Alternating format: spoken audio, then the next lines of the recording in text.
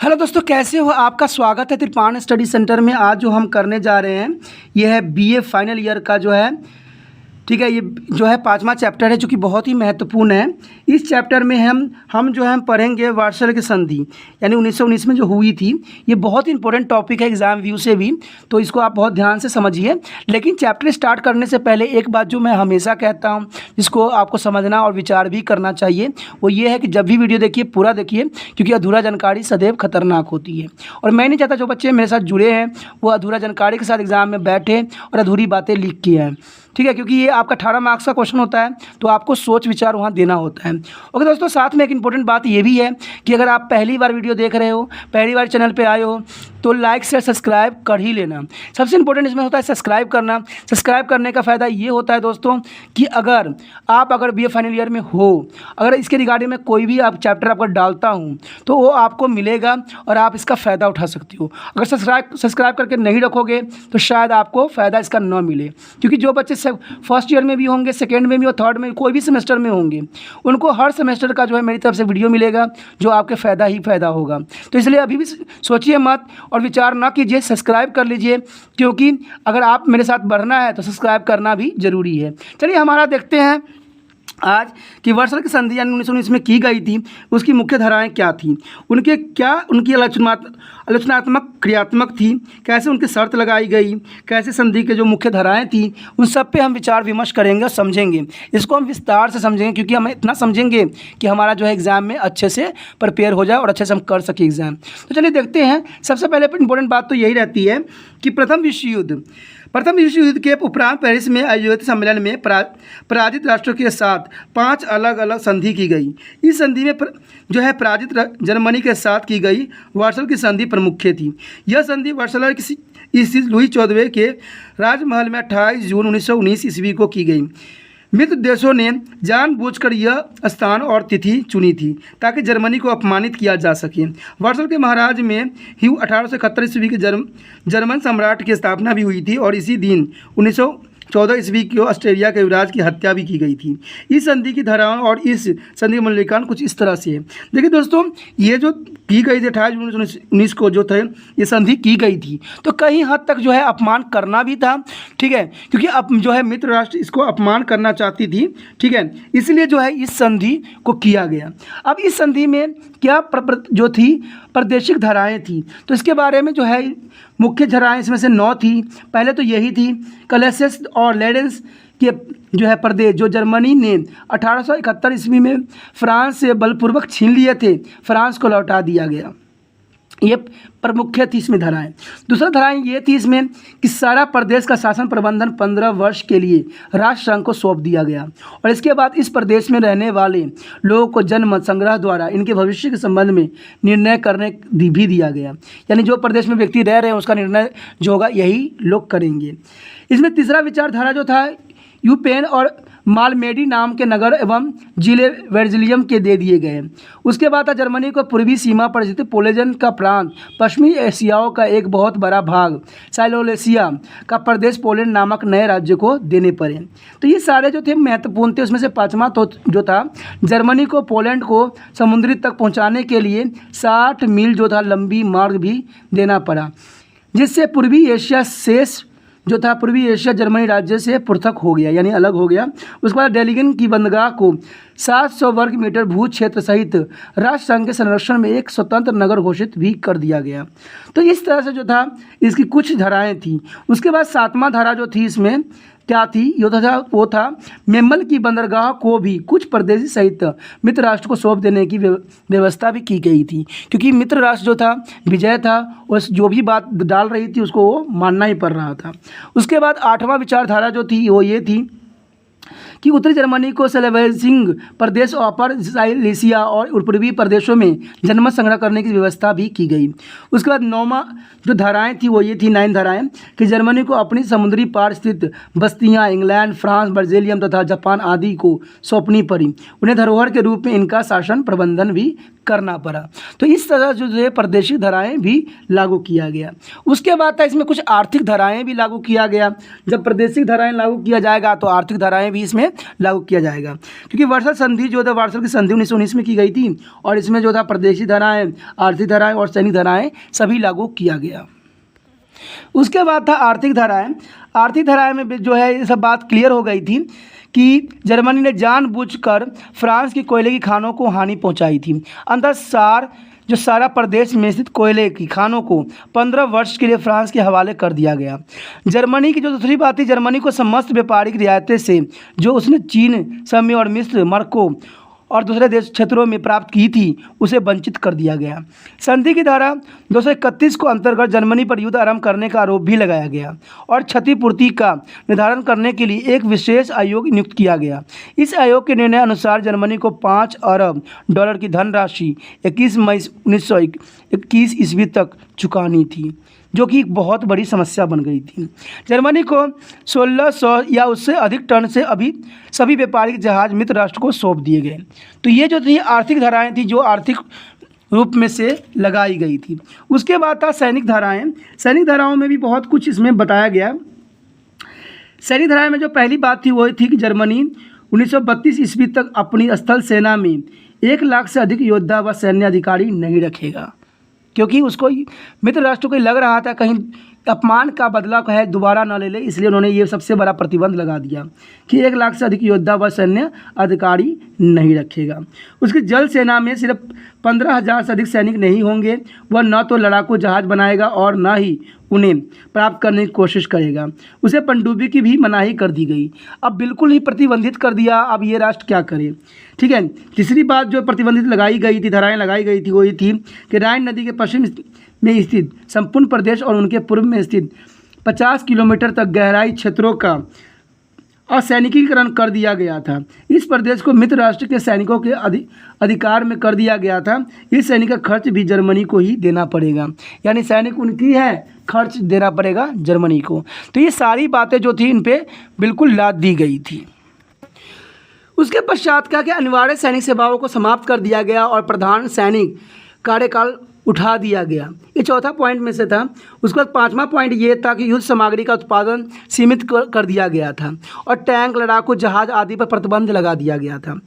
6वें संधि में ये बात बताई गई थी कि संधि की धारा 231 ईस्वी के अंतर्गत जर्मनी को युद्ध करने का अपराधी माना गया था। अंततः केसर विलियम द्वितीय पर अंतर्राष्ट्रीय संधियों की पवित्रता को भंग करने का अपराध में मुकदमा चलाने का भी निश्चय किया था। तो इस तरह से जो है इनको बिल्कुल ही सैनिक चीज़ों में बिल्कुल ही बंद कर दिया, यानी तहस नहस करने की पूरा विचारधारा को प्रस्तुत किया, जिससे सैनिक की जो है संख्याओं को न बढ़ाया जाए, जो राष्ट्र जो है मजबूत न हो। तो मित्र राष्ट्र की ये भावनाएं जो थी काफ़ी प्रफुल्लित हुई। उसके बाद था जर्मनी की प्रतिक्रिया। अब इसमें जर्मनी का प्रतिक्रिया भी आना एक स्वाभाविक बात था। युद्ध विराम से पूर्व जर्मनी के लोग को यह आश्वासन दिलाया गया था कि शांति समझौता का आधार विल्सन ने 14 सूत्र होंगे। ये सूत्र नैतिकता, न्याय और निष्पक्षता का उच्च सिद्धांतों के अनुसार प्रतिपादित किए जाएंगे। लेकिन जो 7 मई 1919 ईस्वी के दिन जब फ्रांस के प्रधानमंत्री ने वर्सल की संधि को अंतिम रूप में जर्मनी प्रतिनिधियों के समक्ष पेश किया तो उन्हें इसकी धाराओं को पढ़कर बड़ी निराश हुई। जर्मनी की इस नई सरकार ने संधि के संबंध में अपनी आपत्ति भी प्रस्तुत किया।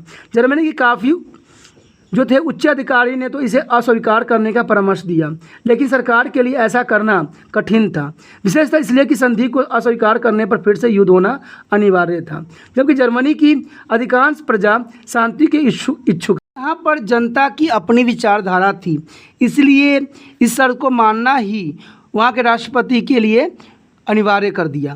क्योंकि अधिकांश प्रजा जो थी शांति के इच्छुक थे। अंत जर्मनी के प्रधानमंत्री ने राष्ट्रीय भाषण देते हुए ये शब्द कहे, यद्यपि मैं इस संधि को विरुद्ध हूँ और इसे अन्यायपूर्ण तथा विनाशकारी मानता हूँ, यद्यपि हमें इसे स्वीकार करना होगा, क्योंकि शत्रु से टक्कर लेने के लिए हमारे पास साधन और शक्ति नहीं है। तो इसलिए जो है इस बात को मानना उन्होंने स्वीकार कर लिया। असेंबली के 365 सदस्यों में से 138 ने इसे ठुकरा देने का समर्थन किया, लेकिन जनता में शांति की मांग बड़ी प्रबल थी। आखिरकार 28 जून को जर्मन प्रतिनिधियों ने इस संधि का हस्ताक्षर कर दिए और इस समय एक प्रतिनिधि ने कहा था कि जर्मनी यह कभी नहीं भूलेगा कि यह संधि अन्यायपूर्ण है। इसमें प्रसिद्ध इतिहासकार इस विल्सन ने भी अपनी मत इस पर रखी थी। उन्होंने कहा था कि वार्सल की संधि जो था 1919 में, वो कीमत थी जो जर्मनी को 1914 से 18 के युद्ध में पराजय के कारण चुकानी पड़ी।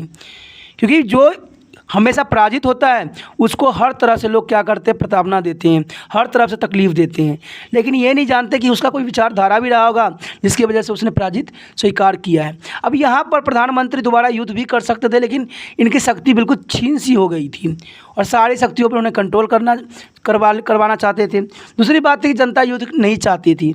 जनता चाहती थी कि सुखमय जीवन व्यतीत किया जाए, युद्ध से किसी चीज़ की जो है सुविधा नहीं बन सकती। तो इन कारणों से भी जो है उन्होंने इसको जो है स्वीकार किया। आगे है इसका मूल्यांकन।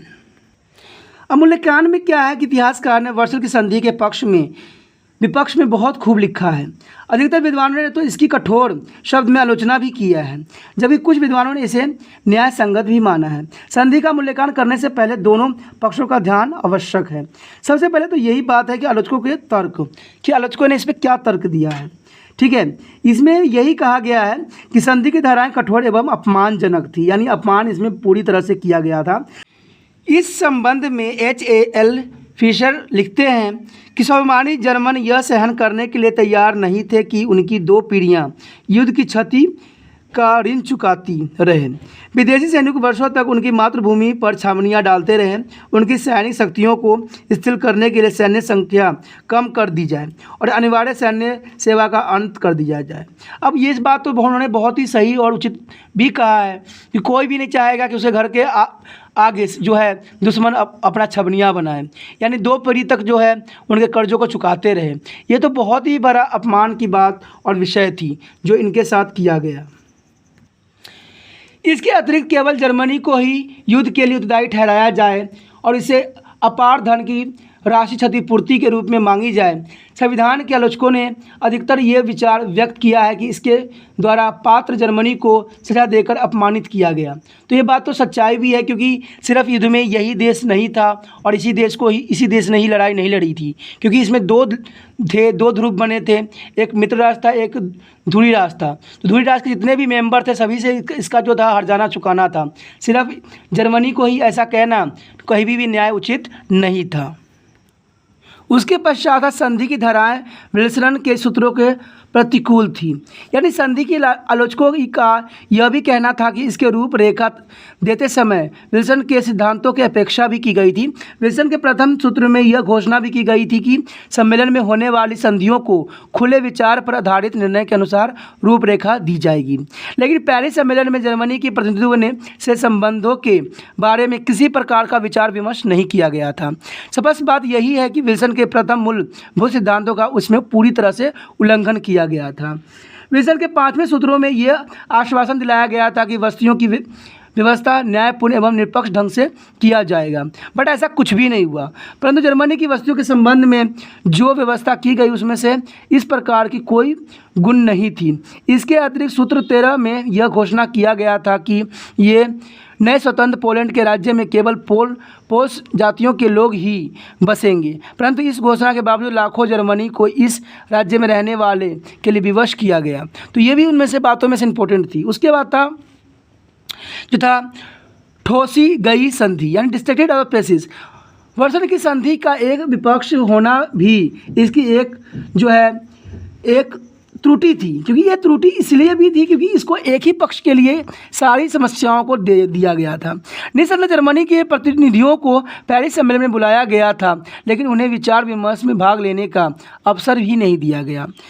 विजयी शक्तियों के प्रतिनिधियों ने जब यह संधि तैयार कर ली तब उसे जर्मनी प्रतिनिधि के समक्ष रख दिया। संधि संबंधी उसकी आपत्तियों को किसी प्रकार का महत्व नहीं दिया गया। अब यह अंतर्राष्ट्रीय परंपराओं के विरुद्ध था। पेरिस सम्मेलन की इस त्रुटि के कारण ही जर्मनी ने हिटलर के नेतृत्व में यह आवाज़ उठाई कि यह संधि उन पर ठोसी गई और उसका पालन करना उनके लिए अनिवार्य नहीं है। जब हिटलर ने ऐसी बातें बोली तो सभी को लगा कि शायद वो उसका उद्धार कर सकता है। तो इसी जगह से सेकेंड वर्ल्ड वॉर का भी सूत्रपात होना सुनिश्चित कर दिया। उसके बाद था आर्थिक एवं सैनिक व्यवस्था की विनाशकारी। इस संधि द्वारा जो आर्थिक व्यवस्था की गई थी वह जर्मनी के लिए विनाशकारी एवं दुर्भाग्यपूर्ण थी। इसमें अंतर्गत जर्मनी को 25,000 वर्ग मीटर के भूमि क्षेत्र और उसमें से बसने वाले 60,000 की जनसंख्या से वंचित कर दिया गया। उसके खनिज पदार्थ का एक बहुत बड़ा भाग जो था 60% लोहा और 45% कोयला और 72% जिंक और 51% सिक्का तथा 15% अन्य आदि भी उससे छीन लिया गया। समुद्र पार स्थित बस्तियों को छीन लिए जाने से जर्मनी को अपार हानि उठानी पड़ी। विदेशी व्यापार व कच्चे माल के रूप में भी उसे भारी हानि पहुंची। युद्ध से पूर्व जर्मनी का सैनिक संगठन संसार में सबसे शक्तिशाली था, परंतु अब उसके पास इसका केवल 1/18वां भाग ही रह गया था। स्पष्ट वर्सल की संधि के अंतर्गत जर्मनी के भूतपूर्व हानि उठानी पड़ी और इसे आर्थिक एवं सैनिक क्षेत्रों में अपंग बना दिया, यानी बिल्कुल ही उसको बर्बाद करके रख दिया ये प्रथम विश्व युद्ध ने। उसके पश्चात जर्मनी के युद्ध के लिए उत्तरदायी ठहराना दुर्भाग्यपूर्ण था। संधि की धारा 231 ईस्वी के अंतर्गत जर्मनी को युद्ध आरंभ करने के लिए उत्तरदायी ठहराया गया और अंतर्राष्ट्रीय न्यायालय में कैसर विलियम पर मुकदमा चलाने की मांग भी की गई। संधि द्वारा की गई यह व्यवस्था की दुर्भाग्यपूर्ण सिद्ध हुई। उसने जर्मनी के राष्ट्रीय भावनाओं को प्रबल किया और बदले की भावना को उत्तेजित किया। तो ये तो उत्तेजित होना स्वाभाविक ही था, क्योंकि एक ही राष्ट्र को इसका उत्तरदायी समझना ये कहीं से भी न्यायोचित नहीं था। संधि में द्वितीय महायुद्ध के बीच भी निहित थे, यानी जो संधि किया गया था उसमें द्वितीय विश्व युद्ध के जो है सूत्रपात होना भी एक निश्चित कर दिया था। कहते हैं कि वर्सल की संधि बदले की भावना से दृष्टि थी, यानी चारों तरफ से बदले की भावना से ही इसको बनाया गया था। इसमें कोई ऐसी अनुचित एवं दोषपूर्ण व्यवस्था की गई थी जिन्होंने व्यवहारिक रूप से देना कठिन था। हिटलर ने इस कुव्यवस्थाओं का लाभ उठाते हुए अपने देशवासियों को युद्ध के लिए तैयार किया। जर्मन देशभक्त इस संधि को अपमानजनक समझकर घृणा की दृष्टि से देखते रहे। उन्होंने नाजीवाद को, जो शत्रु को बदला लेने का समर्थन करता था, समय आने पर आवश्यक सहयोग दिया। ऐसी परिस्थितियों के कारण यूरोप के द्वितीय विश्व युद्ध के भयानक युद्ध देखना पड़ा। उसके पश्चात था वर्सल की संधि बदले की भावना से दूषित थी, यानी बिल्कुल ही वो क्या थी, बदले की भावना से इसको तैयार किया गया था। इस संधि के रूपरेखा देने वाले बदले की भावना से ऊपर न उठ सके। उसके द्वारा निर्मित संधि उनकी इसी भावनाओं के प्रतीक थी। परंतु यदि जर्मन सैनिकों व अन्य अधिकारियों ने युद्ध में अत्याचार किए थे तो मित्र राष्ट्रों के सैनिक भी इस आरोप से मुक्त नहीं थे। उन्होंने भी उसी तरह से दुराचार किया था। यदि जर्मनी और दूसरे पराजित देशों का निःशस्त्रीकरण किया गया था तो मित्र राष्ट्रों को भी इसी नीति को भी अपनाना चाहिए था। बस्तियों और संबंधित नई व्यवस्थाओं को केवल जर्मनी पर ही ठोसी गई थी, यानी थोपी गई थी। अंततः ऐसी भेदभावपूर्ण व्यवस्था के कारण जर्मनी को बदला लेने के लिए उत्तेजित होना स्वाभाविक ही था। क्योंकि कहते हैं ना कि एक राष्ट्र की गलती नहीं होती है, क्योंकि एक हाथ ताली कभी नहीं बजती है। तो ये बात जो है उस समय इन बात को समझना बहुत ही जरूरी था। उसके बाद था संधि के पक्ष में तर्क। हम पाते हैं कि कई विद्वानों एवं इतिहासकार ने वर्सल की संधि को भरपूर निंदा भी किया था। उन्होंने इसे कठोर, अपमानजनक एवं न्यायपूर्ण भी कहा था। उन्होंने संधि को पराजित शत्रु पर थोपने का आरोप भी लगाया था कि सारे कुछ उन्हीं पर थोपा जा रहा है, परंतु संधि के समर्थक इस आलोचकों को मानने के लिए तैयार नहीं थे। उनके मत अनुसार न तो यह संधि कठोर थी और न ही अनुचित थी। इसी जर्मनी पर ठोसने में भी किसी प्रकार की ज्यादती नहीं की गई थी। तो वो उनका अपना विचारधारा था, लेकिन बात तो जहाँ तक होगा सच तो यही थी।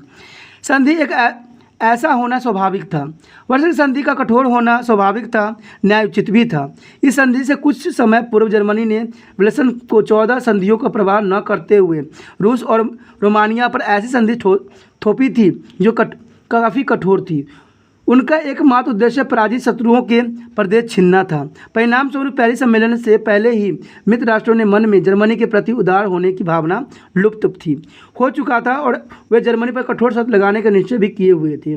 यानी उन्होंने पहले ही ऐसा करने का विचार कर लिया था। इसमें जो था इतिहासकार इस संबंध में कहते हैं कि LCBA सीमोन ने इसमें कहा था कि संधि का उद्देश्य जर्मनी के प्रति उचित और नर्म होना कभी नहीं था।